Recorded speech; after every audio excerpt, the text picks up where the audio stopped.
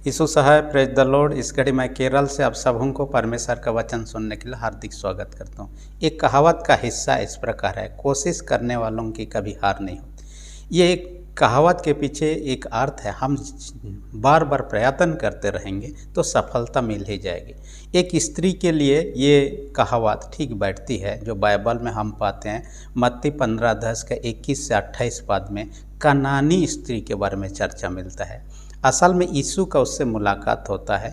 यीशु जो अपने जीवन काल में सेवकाई में था, बहुत सारे भीड़ हर दिन उनके पास आते थे। इसलिए एक बार ऐसा हुआ कि लोगों का भीड़ में से दूर हटे।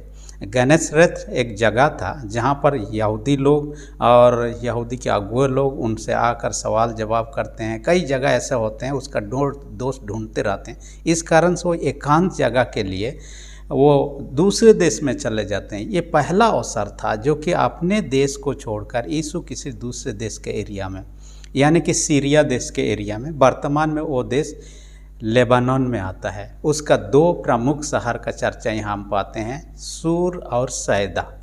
और ये सूर और सैदा लेबानन में अभी भी है, प्रमुख शहरों में से है। और वहाँ पर जाते हैं और वहाँ पर इस स्त्री से मुलाकात होता है। हालांकि स्त्री उनके पास आती है, ये तो यहूदी परिवार में जाते हैं, परंतु स्त्री उनके पास में आती है, उनसे बातचीत करती है। असल में उस स्त्री की बेटी दुष्ट आत्मा से ग्रसित थी, जिनसे वो चंगाई पाने के लिए उससे निवेदन करती है। उनका निवेदन करना कोई गलत बात नहीं था, परंतु यीशु मसीह से बातचीत के माध्यम से ऐसा लगा कि यीशु मसीह उनका विश्वास को परख रहे हैं। परंतु इनके लगातार निवेदन के बाद में उनके बेटी को चंगाई मिल जाती है। ये सूर और सैदा जो है, कहा जाता है कि भूमध्य सागर के तट पर है।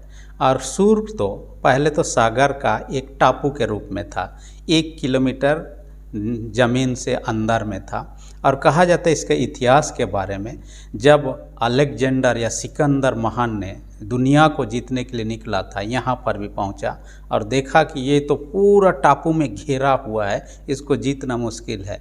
और उन्होंने 1 किलोमीटर का एक ब्रिज बनाया, अपने सैनिकों के साथ में उस पर हावी किया, धावा बोला और उस शहर के लोगों को हरा दिया, मार काट किया। और गुस्सा इतना बढ़ा हुआ था, कहा जाता है 30,000 लोगों को पकड़ के उनको बेच दिया गुलाम के रूप में। हालांकि जो लोग मंदिर में थे उनको कुछ नहीं किया, वो लोग सुरक्षित रहे। जो भी रहा, परंतु इसका इतिहास इस प्रकार रहा। परंतु शहर बसने के साथ ही, दिनों दिन बीतने के साथ ही क्या किया, जिस अंश में 1 किलोमीटर तक पानी था, वहाँ बालू को अधिक जमा किया गया और वहाँ ज़मीनी अंश बनाकर वहाँ पर घर बना दिया गया। इस कारण से अब उस प्रकार की व्यवस्था नहीं है। जो भी है, परंतु ये एक शहर है जो कि बहुत प्राचीन शहर है। यानी कि जिस समय अलेक्जेंडर या सिकंदर महान ने इस पर आक्रमण किया था, 332 ईसा पूर्व, यीशु के जन्म से 332 साल पहले, कहिए इतना साल पहले की घटना है। यानी बहुत पुराना शहर है। यहाँ पर यीशु आते हैं और इस महिला से मुलाकात होता है। ये इस्राएल देश का पड़ोसी देश होने के नाते कुछ घंटा के यात्रा के बाद में वहाँ पहुँचा जा सकता है वर्तमान में भी, या तो आप सड़क मार्ग से या फ्लाइट के माध्यम से, जो भी रहा। परंतु वहाँ एकांत में समय व्यतीत करने आता है। उसी समय ये महिला आती है और उनको कहते हैं उनके बेटी को चंगाई कर दे। यीशु मसीह उनका विश्वास को परखने के लिए, इसलिए मैंने आज का शीर्षक का वचन भी रख दिया है, निरंतर प्रार्थना। यानी वो रिक्वेस्ट करते जा रहे, यीशु मसीह कुछ बहाना बना रहे हैं, वो रिक्वेस्ट करते जा रहे, निरंतर वो बोलते जा रहे हैं, रिक्वेस्ट कर रहे हैं, प्रार्थना करें, निवेदन करें, निरंतर प्रार्थना। हम इसको दूसरा शीर्षक भी देख सकते हैं, महान विश्वास। इस स्त्री का विश्वास महान रूप से। हालांकि इस स्त्री का जो वर्णन है उसके अंदर 2 पॉइंट पर हम चर्चा करेंगे। पहला पॉइंट क्या है, निरंतर प्रार्थना के अंतर्गत में पहला पॉइंट होगा, प्रेम के कारण से। ये निरंतर जो रिक्वेस्ट कर रहे, क्या कारण से? प्रेम के कारण से। प्रेम किससे था? अपने बेटी से था। ये होना बहुत ज़रूरी है, हर एक को अपने बेटों और बेटियों से प्रेम रखना, क्योंकि बच्चे जो है प्रेम के भूखे होते हैं। हम उनको जितना भी डांट झपटे, लेकिन तब प्रेम दिखाना भी अनिवार्य है। और प्रेम के कारण से, जिससे हम प्रेम रखते हैं, उसको मरते हुए हम नहीं देख सकते हैं। उनका तकलीफ़ को देखकर उसके छुटकारा पाए, उसके माँ का कोई गलत उद्देश्य नहीं था। अपने बेटी को चंगाई स्वास्थ्य देखना चाहती थी, ये सही उद्देश्य है। वो अपने प्रेम के कारण से, बेटी के प्रेम के कारण से अपने घर से यीशु के पास आती है। एक दूसरे जाति के होने के नाते एक दूसरे जाति के बीच में इतना रिश्ता संबंध नहीं था, फिर भी वो आती है। इसके बाद में देखिएगा कि उसको, हालांकि वहाँ आने के बाद में यीशु मसीह तुरंत कुछ नहीं करता है। उनको क्या कहता है, यीशु मसीह का एक कथन था कि पहले लड़कों को खाने दे, यानी कि यीशु मसीह यहूदियों के लिए आया है, दूसरे जातियों के लिए नहीं आया है। इसका मतलब यीशु मसीह जातीयता भेदभाव लाना चाह रहे थे क्या? नहीं, ऐसी बात नहीं है। असल में सारे संसार के लोगों के लिए सेवा पर निकल जाते यीशु मसीह तो कम पड़ जाता, और लोगों का भीड़ सिर्फ यहूदियों के बीच में सेवके में इतने भीड़ होते थे जिनके कारण एकांत में समय नहीं मिलता था। तब सारे लोगों का सेवकाई एक साथ करता तो और ही समय नहीं मिलता, इसलिए वो यहूदियों के बीच में सेवकाई करके यहूदियों के माध्यम से या तो विश्वासियों के माध्यम से दूसरे जाति, दूसरे देशों के लोगों तक पहुँचे। और यहूदी जाति को पुराना नियम में चुनने का, परमेश्वर उस जाति को चुनने का पीछे यह उद्देश्य है। उस जाति के द्वारा सारे संसार के दूसरे जाति के लोग प्रभु को जाने। यीशु के चेलों को विशेष रूप से 12 चेलों को चुनना यही उद्देश्य है। 120 लोगों को भेजना यीशु का यही उद्देश्य में से था। इसलिए अपने लोगों के बीच में सबसे पहले सेवकाई करना है, उनका उद्देश्य था। इसलिए यहाँ पर उनको कहा कि उनके बीच में सेवकाई। देखिए, उस स्त्री का दर्द पीड़ा बहुत ज़्यादा था। दुष्ट आत्मा किस प्रकार का लोगों के साथ बर्ताव करते हैं, जिनके परिवार में इस प्रकार घटना रही वही जानते। इसलिए एक घटना मैं आपको उदाहरण के रूप में बताऊंगा, जो आपने कभी सुना होगा, देखा होगा, नहीं देखे होंगे तो आप देख सकते हैं। एक बहन है जिसका नाम तनवीर कौर है। ये पंजाब के रहने वाली है, फिरोजपुर के शहर से। और जब वो 5 साल की थी तभी से दुष्ट आत्मा उसमें समा गया। और दुष्ट आत्मा ऐसे ऐसे इच्छा रखता, किसी को फाड़ डालो, उसका कलेजा खा डालो। उसका छोटा भाई था, उसको भी कई बार खाने का उन्होंने कोशिश किया, उनको चबाने का कोशिश किया। ये शैतान जो दुष्ट आत्मा उसके अंदर में था, उसी ने उसको करवाने का कोशिश किया। कम से कम 50 बार अपने सिर से आत्महत्या करने का कोशिश। धीरे धीरे दुष्ट आत्माओं की संख्या बढ़ते गया, यहाँ तक हो गया 1000 तक हो गया। सारे डॉक्टर जहाँ भी गए कोई फ़ायदा नहीं हुआ। यहाँ वहाँ बाबाओं के पास गया, कुछ फ़ायदा नहीं है। यहाँ तक कि कुछ बाबाओं के पास इलाज में हर महीना 70 से 80 हज़ार रुपया लिया जाता था, और कई समय तक ऐसे ही इलाज रहा, फिर भी कुछ भी लाभ नहीं। माता पिता उनके लिए चिंतित थे, उनको ठीक करने को उनको विदेश भेज दिया ताकि विदेश दुष्ट आत्मा उनके साथ ना जाए और उनको छोड़ दे। लेकिन ऐसा होता नहीं, विदेश में भी उनको तंग करने लगते। उनके अगल बगल कोई नहीं होता, लेकिन दुष्ट आत्माओं का इतना भीड़ होता था कि उनको परेशान होना पड़ता था इस प्रकार। लेकिन अंत में वे लोग प्रार्थना के लिए चर्च में आते हैं और वहाँ पर उनके लिए प्रार्थना होता है, सारे दुष्ट आत्मा उनसे निकल जाते हैं। और इतने दिन तक, लगभग 20-25 साल तक जो उन्होंने इलाज किया, कुछ नहीं हुआ। और खर्चा कितना किया? 28 करोड़ रुपया, 28 करोड़ से थोड़ा ज़्यादा उन्होंने खर्चा कर दिया। लेकिन उनको चंगाई कहाँ मिला? चर्च में, जहाँ पर उनके लिए प्रार्थना किया गया बिना पैसा के। तो ये स्त्री भी इसी उद्देश्य से यीशु के पास आई थी ताकि वो चंगाई प्राप्त कर सके। देखिए, हमारे बच्चे कई प्रकार के चीज़ों में परेशान से हालत में हैं। कोई लोग बीमारी के कारण से, कोई लोग दुष्ट आत्मा से, कई लोग नशे के कारण से, कोई लोग और प्रकार के समस्या से हमारे बच्चे हो सकता है परेशान से हालत में।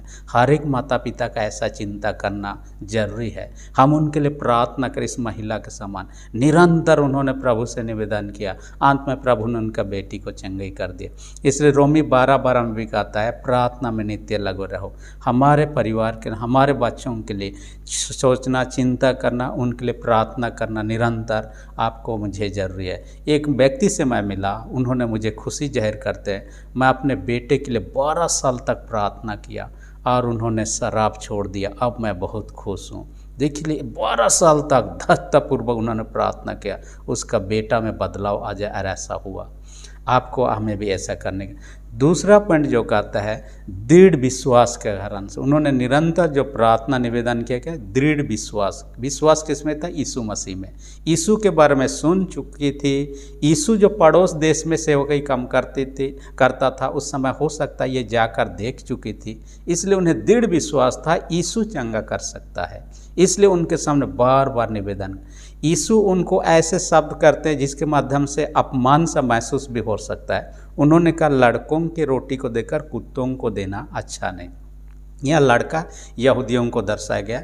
ये कुत्ता जो है ऐसा सड़क पर घूमने वाला कुत्ता के लिए यहाँ चर्चा नहीं किया गया। असल में यहाँ पर जो कुत्ता के लिए यूनानी शब्द लिया गया उससे ऐसा समझा जाता है घर में पला हुआ छोटा सा पालतू कुत्ता, ये बड़ा वाला कुत्ता के लिए नहीं, घर में पला हुआ पालतू कुत्ता। असल में जिसे हम पालते हैं घर में वो परिवार का हिस्सा बन जाता है। हालांकि उसको पहले नहीं भी देते हैं, परिवार के सारे लोग खा लेते हैं, उसके बाद में परिवार के जो सदस्य खाना बांटते हैं वो उसको भी देते हैं क्योंकि परिवार का हिस्सा मानते हैं। इसलिए यीशु मसीह का यहाँ कथन के पीछे ये था कि सबसे पहले मैं उनको सेवकाई दे रहा हूँ जिनके लिए विशेष रूप से सबसे पहले मैं शुरू किया हूँ। यानी सारे लोगों को, संसार के लोगों को तो सेवा मिलेगा, लेकिन सबसे पहले यहूदियों में शुरू हुआ है, उसके बाद में दूसरों तक फैलेगा और दूसरों तक फैलेगा तभी यीशु मसीह जान जाते हैं कि उसका मृत्यु निकट है। क्योंकि इसके पहले भी हम चर्चा कर चुके हैं, यरूशलेम में जाने के बाद जब यूनानी लोग यीशु से मिलना चाहते हैं, जान गया कि यहूदी का अलावा दूसरों तक सुसमाचार फैल चुका है, लोग विश्वास कर चुके, प्रभु के पास आना चाहते हैं, इसका मतलब यीशु का मरना तय है। यीशु का मरने के बाद में सुसमाचार सारे संसार में फैलना था। इसलिए इतना कहने के बावजूद भी ये महिला क्या कहती है, लेकिन वो कुत्ते भी बच्चे जब खाते हैं चूर चार गिर जाता है उसे भी उठाकर खाते हैं या उसे खाकर अपना पेट भरते हैं। यहाँ अपने आप को दीन किया, नम्र किया और यीशु में दृढ़ विश्वास था और यीशु ने उनके विश्वास को देखकर उसके बेटी को चंगा कर दिया। देखिए कई लोगों का जीवन इस प्रकार लगता है कि इसमें कुछ भी बदलाहट नहीं हो सकता, लेकिन विश्वास रखें प्रभु सब चीज़ बदल सकता है, हालातों को बदल सकता है, परिस्थिति बदल, जीवन को बदल सकते हैं। इसलिए अपने बच्चों के बारे में कई बार हो सकता है ऐसा दिखता है इसमें कुछ भी परिवर्तन नहीं होगा, ऐसा निराशा न करें। इस स्त्री से सीखें, उम्मीद रखें प्रभु सब कुछ बदल सकता है। और इन्होंने ज़बरदस्त उनसे निवेदन करते करते गई, अंत में उसका बेटी ठीक हो गई। मैं एक घटना को कभी चर्चा किया था। एक व्यक्ति था जिसका नाम ग्लेन कैनिंगम, और यह ग्लेन क्या था, जब 8 साल का था स्कूल में पढ़ाई करते समय आग लग जाने के कारण से जल गया। उसका एक पैर इतना जल गया कि डॉक्टर उनको सलाह दिया, हालांकि उसका बड़ा भाई आग में बच नहीं पाया, वो मर गया।